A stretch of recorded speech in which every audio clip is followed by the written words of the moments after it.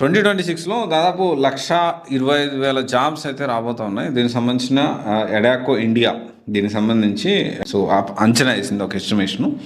Recruitment కూడా last year అంటే 2025తో పోల్చుకుంటే 2026లో ఒక 12-15% రిక్రూట్మెంట్ అంటే ఇంక్రీజ్ అయ్యే ఛాన్స్ ఉంది. అండ్ దీంతో పాటు ఐటీ సర్వీసెస్లో ఎక్కువగా జాబ్స్ అనేవి దీనికి సంబంధించిన ఎస్టిమేషన్ అనేది చేశారు. అండ్ మెయిన్గా AI, cloud, GenAI, cyber security and data platforms ఇలాంటి వాటిలో ఎక్కువగా జాబ్స్ ఉండేదానికి ఛాన్సెస్ ఉన్నాయి. దాంతోపాటు యాజ్ యూజువల్గా మన జావా, ఈ పైథాన్ ఇలాంటి డెవలప్మెంట్ సంబంధించిన కూడా చాలా బాగా ఫ్యూచర్ ఉండేదానికి ఛాన్స్ ఉంది. 2026లో 1,25,000 కొత్త సాఫ్ట్వేర్ ఉద్యోగాలు రాబోతున్నాయి. డెఫినెట్లీ దీంతోపాటు ఇంకా చాలా రిక్రూట్మెంట్ రెగ్యులర్ జాబ్స్తో అంటే రెగ్యులర్గా రిక్రూట్మెంట్తో కలిపి ఇంకా ఎక్స్ట్రా ఇంకో 1,25,000 జాబ్స్ అలా రాబోతున్నాయి.